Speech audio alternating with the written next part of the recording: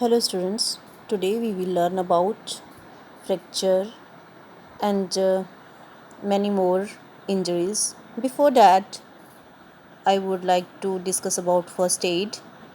Whenever an accident happens, the injured person must be given an immediate medical help before he or she is taken to the hospital.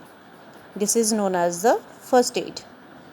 It is very essential because proper first aid can prevent the injury from getting worse and sometimes even save the life of the injured person.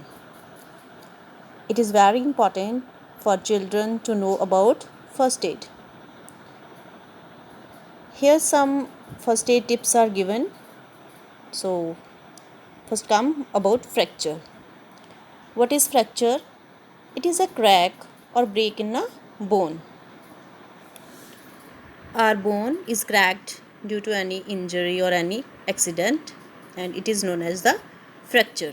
We can provide first aid as we can take a magazine or a piece of cardboard or a wood and tie it around the fractured part to give support. This is known as splint and it prevents movement of the broken bone. When bone of hand is broken, make a sling using a cloth or a bandage. The sling gives support to the arm. When the leg is fractured, tie a splint around the fractured leg. In this picture, you can see what is sling and what is splint. Splint is a support that is given to the fractured part and sling is a piece of cloth or piece of bandage, we can say, with which we can make a sling to give support to the arm. Now next is sprains.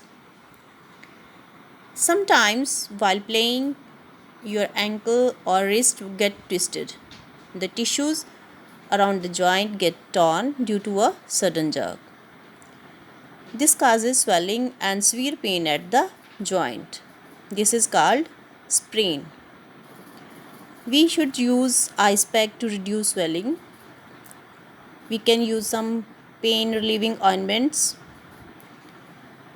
to get relief from the pain, and also we can wrap elastic bandage around the joint that gives support to the joint and prevent movement of that joint. These are some first aid tips which are given to the sprain. Next, severe burns. In case of severe burns, take the patient to the doctor immediately. Severe burns need special care.